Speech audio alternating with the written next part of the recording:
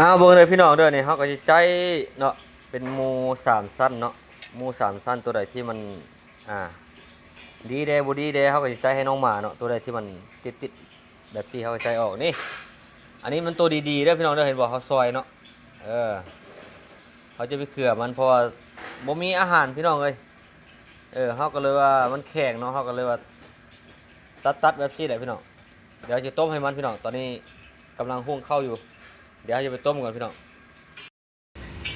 มาพี่น้องหลังจากนี้เนาะเขาก็ต้มน้ำเดือดๆแล้วพี่น้องเขาจะทอดให้เลยต้มให้น้องหมาได้พี่น้องเอ้ย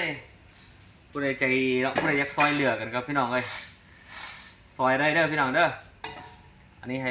เขาต้มใส่น้ำมียกพี่น้องเดี๋ยวเจ้าหน้าก็จะไปเกลือมันไปทุกคนหลังจากนี้เขาก็ไปพูนน้องๆอย่าไปซอกหาเนื้อกินอยู่เดี๋ยวเขาไปฮอดมองน้องๆอยู่น้องๆจีเป็นจังไดเราทุกคนเนาะตอนนี้เขาก็กำลังเอามาแล้วพี่น้องแต่ว่าน้องๆไปใส่หมดละ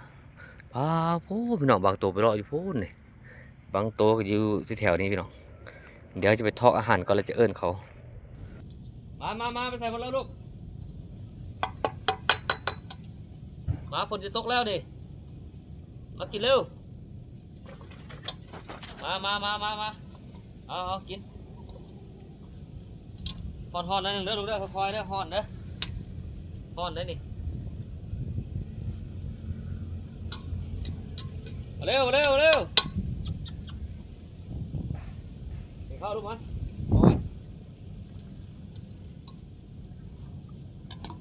ไอ้พวกผู้ใหญ่พวกเกี่ยวเด้อให้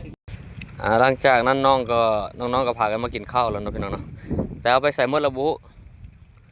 เห็นแต่2 4 6ตัวอีก3ตัวไม่เห็นพี่น้องไปข้างไหนหมดระบุจัก